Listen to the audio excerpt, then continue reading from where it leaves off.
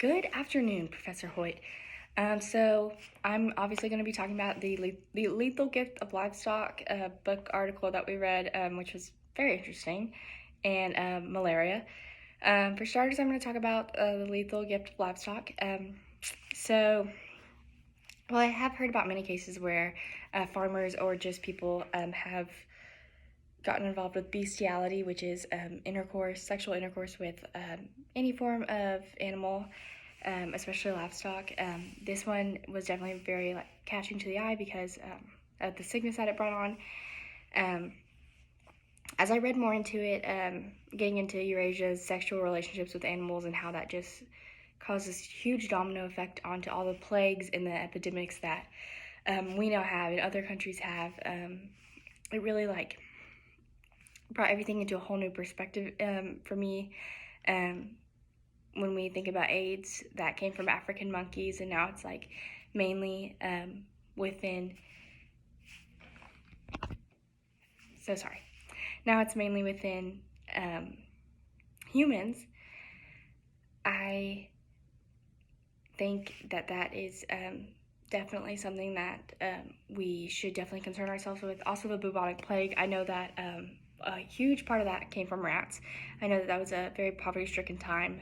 COVID-19, bats, right? I think we all know where COVID-19 came from, but bats was a huge part of that. And it all stems from microbes, which are diseases like the flu, sores, basically anything. When they're transferred through touch, saliva, blood, cough, they find a host. So we are a host. When we die, they usually die, but they can also be transferred to another body even after their host body is dead. So honestly, it kind of makes you feel like you're just never safe. And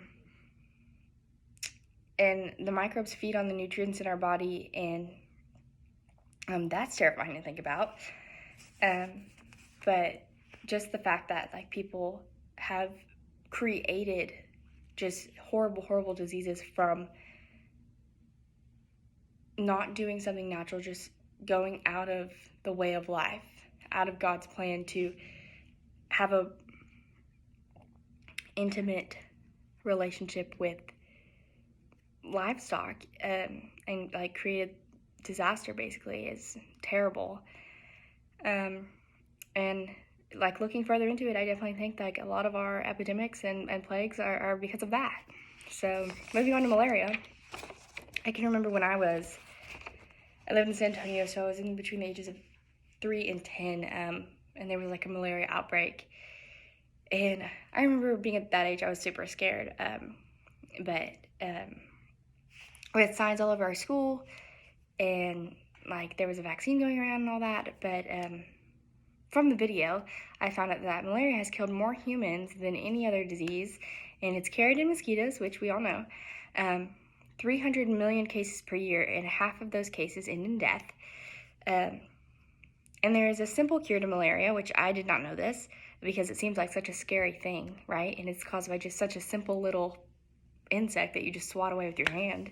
But it comes from tree bark, and the truth of it is, there are 3 reasons why we don't have just a simple little fix to this. Scientific reason, the pathogen in malaria, economic challenges, and the cultural challenges. Basically, third world countries, they don't have the means and the economic ability to get what they need to get compared to the United States or to China and other countries, because they just don't have that much money, or and they just can't. They don't have doctors. They don't have roads to deliver those doctors or to deliver the vaccines. They don't have the capabilities to make the vaccines, to distribute, to process them. They don't have the capabilities, the money to fly in the vaccines from the United States or China or other financially beneficial countries.